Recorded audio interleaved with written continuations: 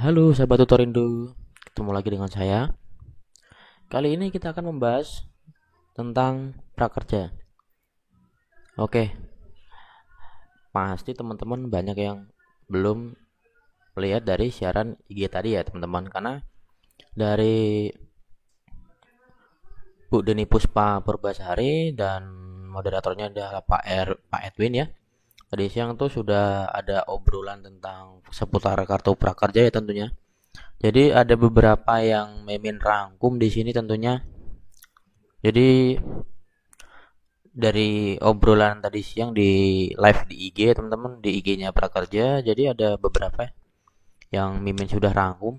Jadi tentang pencairan insentif baru diberikan kepada 250.000 peserta.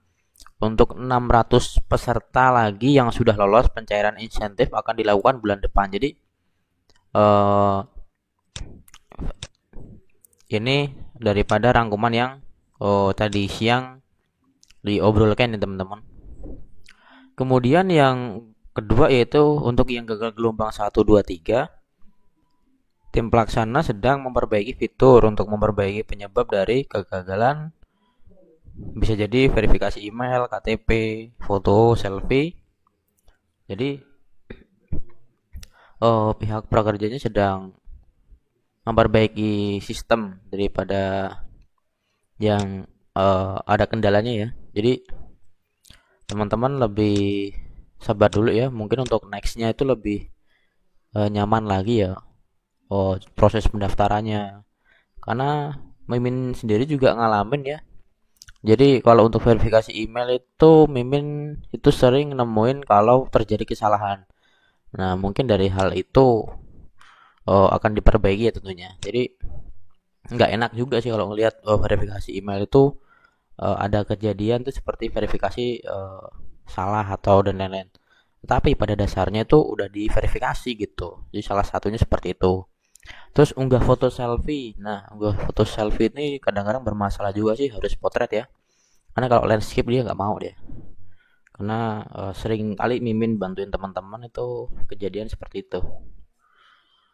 Kemudian untuk KTP dia input nicknya ya, NIK-nya tuh sering kejadian salah atau invalid ya. Jadi mungkin hal ini bakal dipersiapin lagi ya teman-teman. Terus untuk gelombang 4 ditunda karena tim memprioritaskan untuk nama-nama yang diusulkan oleh lembaga ketenagakerjaan ya, baik yang terkena PHK maupun yang terdampak seperti prakerja pariwisata dan lain-lain. Tetapi bagi nama-nama yang diprioritaskan jangan bekerja, bagi nama-nama yang tidak diprioritaskan nih jangan berkecil hati ya karena tidak banyak nama yang diusulkan. Jadi kemungkinan besar akan lolos di gelombang berikutnya. Kemudian ada penyebab gagal berikutnya adalah karena yang bersangkutan sudah mendapatkan bansos dari pemerintah ya. Bansos itu seperti PKH, BLT, dan masih banyak lagi ya kurang lebih seperti itu intinya sih bantuan ya. Bantuan dari pemerintah itu ya, dari desa itu kan sering nah. Jika teman-teman udah ada yang dapat seperti itu, kemungkinan besar hal ini teman-teman nggak akan dapat ya. Kemudian gelombang 4 akan dibuka setelah lebaran ya, hari Selasa tanggal 26 Mei. Ini infonya dari live IG tadi siang ya. Semoga tidak ada kendala dan tidak diundur lagi. Karena beberapa seringan itu diundur gitu kan. Nah, ya semoga aja sih kita doakan semoga tanggal 26 Mei itu dibuka ya teman-teman. Tuh. Nah, untuk teman-teman yang ingin melihat cuplikan daripada live IG ya teman-teman, Mimin sudah tampilkan ya teman-teman. Semoga bisa bermanfaat ya teman-teman. Sampai jumpa. Tadi kan kalau misalnya saja hanya 288.000 padahal pendaftarnya adalah 1,5 juta, berarti kita bicara 1 dari 5 orang kan yang mendapatkan. Berarti 4 orang nggak mendapatkan. Nah, yang kedua adalah memang kami belum memberikan notifikasi yang khusus, yaitu bahwa Anda gagalnya ada di selfie-nya, sehingga kemudian bisa resubmit selfie itu. Yang ketiga adalah yang di TKS. Kami memang, karena ini Mas Edwin begitu gagal itu, kemudian kan kalau misalnya mau memberitahu teman-teman, itu either pesannya itu embedded di dalam sistem atau kita SMS. Tapi kalau kita SMS kan tambah ongkos. Jadi kan apa namanya, PMO harus memastikan ini uangnya ini dijentreng-jentreng untuk apa namanya, kebutuhan yang luar biasa. Demikian. Baik, baik. Nah, tadi Mbak Deni juga bilang bahwa ada pendaftaran melalui kementerian lembaga terkait, ya. Nanti akan disubmit ke PMO. Tapi yang individunya sendiri harus daftar kan? Kalau nggak daftar nggak ketahuan nantinya. Betul. Betul. Jadi tidak ada, ini saya tegaskan kepada apa teman-teman yang menonton acara ini, bahwa PMO manajemen pelaksana tidak ada yang namanya pendaftaran itu lewat jalur belakang, nggak ada. Semuanya adalah lewat depan. Jadi ini sangat fair, tidak ada hengki-pengki, tidak ada yang KKN, yang gitu-gitu, nggak ada. Jadi kementerian lembaga itu mengusulkan, tapi kemudian nomor induk keluarganya atau kependudukannya itu kemudian kita bisa identifikasi, dan begitu pesertanya itu mendaftar, itu kemudian kita prioritaskan. Nah, jadi sifatnya adalah memprioritaskan dan harus tetap mendaftar lewat website. Nah, sekarang untuk mereka yang berminat untuk menjadi lembaga pelatihan, apakah mereka bisa mendaftar langsung atau harus melewati platform atau bagaimana? Nah, kalau ini lembaga pelatihan, tadi yang contohnya seperti yang tadi barusan diwawancara oleh Mas Edwin ya. Jadi kalau lembaga pelatihan, itu mendaftarnya mereka adalah lewat si digital platform. Jadi ini 88 ini sekali lagi kita, jadi pelatihan itu tidak oleh yang 8 ya teman-teman, tapi 200 lebih dari lembaga pelatihan. Dan ini banyak terus lembaga pelatihannya yang berminat untuk bergabung dalam ekosistem prakerja.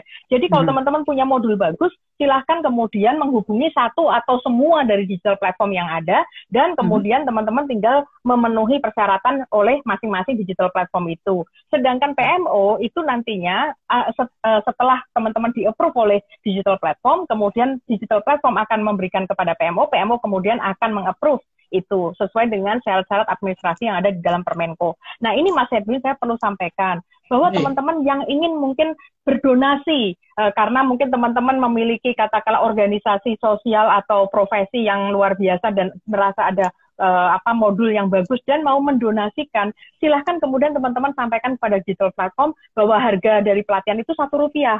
Itu bisa. Jadi ini kan Rp1 kan nilai gratis ya sebenarnya, dan berarti dengan 1 juta itu, 1 juta rupiah peserta apa yang dari bantuannya pemerintah, ini per anak bisa mendapatkan pelatihan 1 juta biji gitu loh. Jadi kita tidak perlu kemudian katakanlah harus bersih tegang antara mereka yang gratis dengan yang tidak gratis. Teman-teman kalau punya yang bagus silahkan masuk ke ekosistem prakerja. Ekosistem prakerja itu sifatnya inklusif dan encompassing. Jadi kita tidak eksklusif, silahkan saja. Nah kemudian saya perlu sampaikan bahwa di Sisnaker itu fee-nya atau komisinya Rp0.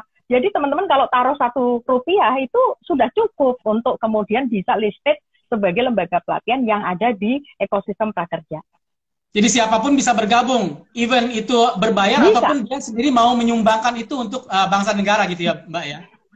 Betul, betul. Rp1 bisa. Ya. Iya. Nah, ini balik lagi ke pertanyaan yang tadi nih. Ini gelombang keempat kapan, Mbak?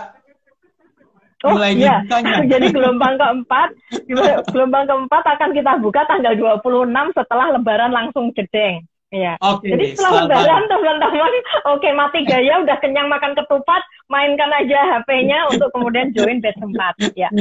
Tuh Sobat Prakerja, ingat ya, setelah Lebaran langsung dibuka nih sama PMO dari tempatnya Bu Deni, tempatnya Mbak Deni untuk gelombang keempat. Nah ngomong-ngomong sampai akhir tahun ini ada berapa gelombang sih Mbak? Sekitar 30 Mas Edwin. Oh baik, ya, 30 sekitar gelombang 30 ya.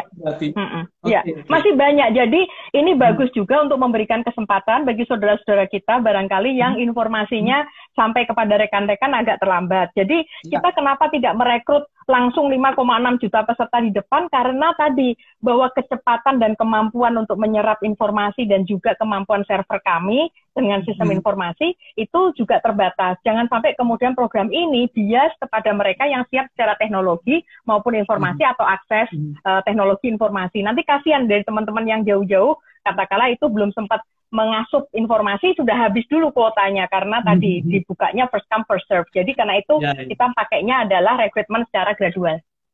Ya. Nah, tadi kan Mbak Deni bilang ini masih dalam perbaikan ya, sistemnya diperbaiki, terus masalah insentif tadi karena memang masih baru dan masih perlu ada perbaikan-perbaikan. Itu sampai kapan perbaikannya supaya ini bisa lancar semuanya?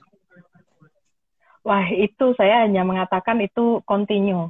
Tidak ada Baik. liburnya. Bahkan ini kan tim IT ini kerja terus ketika Lebaran untuk menyelesaikan backlog. Karena ya itulah yang namanya teknologi informasi. Mereka bekerja 24 jam 7 hari dalam seminggu. Jadi ini adalah cara-cara baru bagaimana pemerintah mau melayani masyarakat. Jadi memang berbeda mungkin.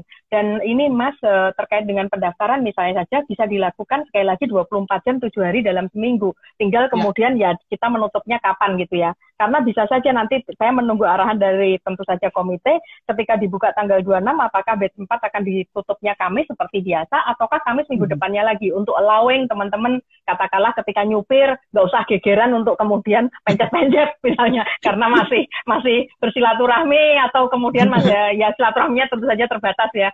Jadi ini apa namanya tenang lah gitu masyarakat bisa menikmati juga kegiatan atau hari besar ini ya. Hari besar ya, hari Lebaran. Ya, memang juga saya juga ingin mengingatkan buat sobat-sobat prakerja, jangan nanti tunggu last minute baru mau mendaftar, masih ada waktu kan. Biasanya kan orang nanti terakhir baru daftar, itu udah keburu orang lain masuk nanti susah Mas ya mendaftarnya. Jadi kalau bisa dari hari pertama dibuka langsung daftar gitu ya Mbak ya.